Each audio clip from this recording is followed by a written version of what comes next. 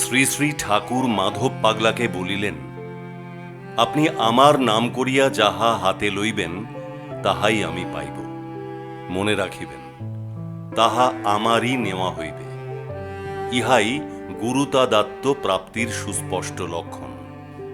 ইংরেজি 1939 সাল মাধব পাগলা ঈশ্বর যদুলাল বন্দ্যোপাধ্যায়ের অ্যালোপ্যাথিক ঔষধের দোকানে গিয়ে দেখেন যদুবাবু চিন্তিত ও বিষণ্ণ। মাধব পাগলা কারণ জানতে চাইলে তিনি বলিলেন, দোকানের বিক্রি বাট্টা না থাকিলে সংসার কি করিয়া চলিবে, তাই চিন্তা করিতেছি। মাধব পাগলা হাসিয়া বলিলেন, আমার ঠাকুরকে পেয়ারা খাওয়ান, তাহা হইলেই বিক্রি হইবে। যদুবাবু এইসব ব্যাপার বিশ্বাস করিতেন না। কিছুক্ষণ কথা কাটাকাটির পর চাকরকে দিয়া এক আনায় দুটি বড় পেয়ারা আনাইয়া মাধব পাগলার হাতে দিয়া বলিলেন, বাড়ি গিয়া আপনার ঠাকুরকে ভোগ দিন। মাধব পাগলা বলিলেন, এখানে বসিয়াই ঠাকুরকে পেয়ারা খাওয়াইব। এই বলিয়া পেয়ারা দুইটি জলে ধুইয়া ছুরি দিয়া টুকরা করিয়া একখানা কাগজে রাখিয়া নুন মাখিয়া দুভাগ করিয়া এক ভাগ যদুবাবুকে দিলেন ও এক ভাগ নিজে খাইতে লাগিলেন। যদুবাবু মাধব পাগলার এই কাণ্ড দেখিয়া বিরক্ত হইয়া বলিলেন, মিথ্যা বলিয়া ঠাকুরের নাম করিয়া পেয়ারা খাওয়ার কি দরকার ছিল? আপনার যদি খাওয়ার ইচ্ছা তো আপনাকেই খাওয়াইতাম। মাধব পাগলা বলিলেন, ঠাকুর খাইয়াছেন, আপনি প্রসাদ খান। যদুবাবু রাগতভাবে কহিলেন, আপনার এই প্রকার ভণ্ডামি দেখিয়া আপনার প্রতি অশ্রদ্ধাই জন্মিল। মাধব পাগলা যদুবাবুর তিরস্কার গ্রাহ্য না করিয়া হাসিতে হাসিতে বলিলেন, ঠাকুরের প্রসাদ খান, প্রমাণ নিশ্চয়ই পাইবেন। দোকানের বিক্রি ভালো হলে মানিবেন ঠাকুর পেয়ারা খাইয়াছেন।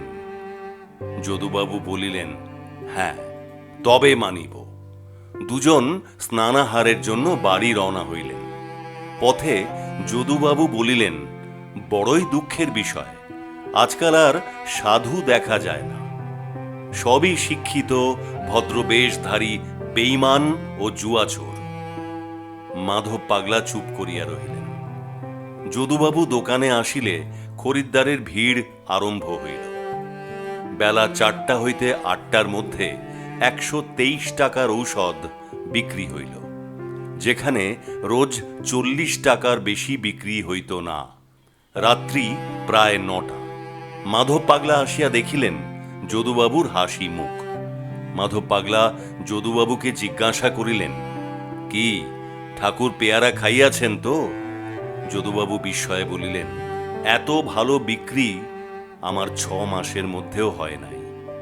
মাধব পাগলা ক্ষুব্ধ হইয়া বলিলেন, আশা করি ভবিষ্যতে আমার ঠাকুর সম্বন্ধে আর কোনো রূপ অন্যায় মন্তব্য করিবেন না।